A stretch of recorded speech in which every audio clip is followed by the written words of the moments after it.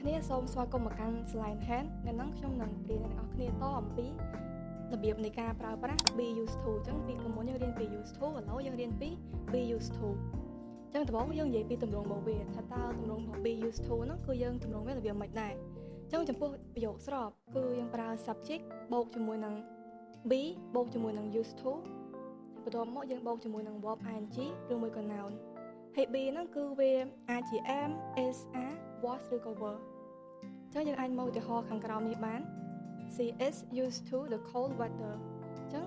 be ហ្នឹងគឺយើងដូរមក is ចំណែក used to ហ្នឹងគឺវានៅដដែលចំណែកឯ noun phrase ឬក៏ noun ហ្នឹងគឺ the cold weather អញ្ចឹងឧទាហរណ៍ទី2 they were used to studying online អញ្ចឹងយើងឃើញថា be យើងបដូរមក were ដោយសារតែ subject វាជា they ឬមួយក៏យើងអាចគេប្រើវានៅក្នុងអតីតកាល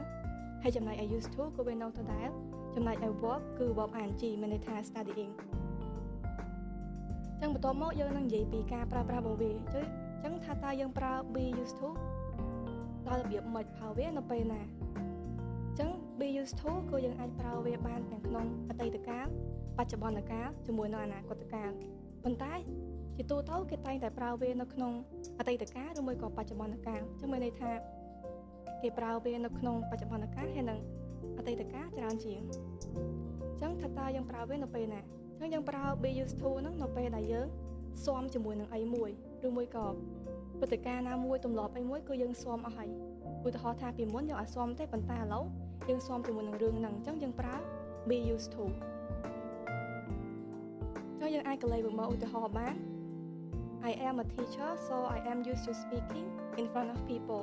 អញ្ចឹងមានន័យថាខ្ញុំគឺជាគ្រូបរៀនអញ្ចឹងជារឿងធម្មតាដែលខ្ញុំអាចស៊ាំឬមួយក៏យើងនិយាយមុខឯមុខឯងអញ្ចឹងយើងស៊ាំអញ្ចឹងសរុបជារួមមក be used to គឺយើងអាចប្រើជាទូទៅនៅក្នុងកាលបច្ចុប្បន្នកាលជាមួយនឹងអតីតកាលហើយយើងប្រើវាសម្រាប់បង្ហាញថាតើ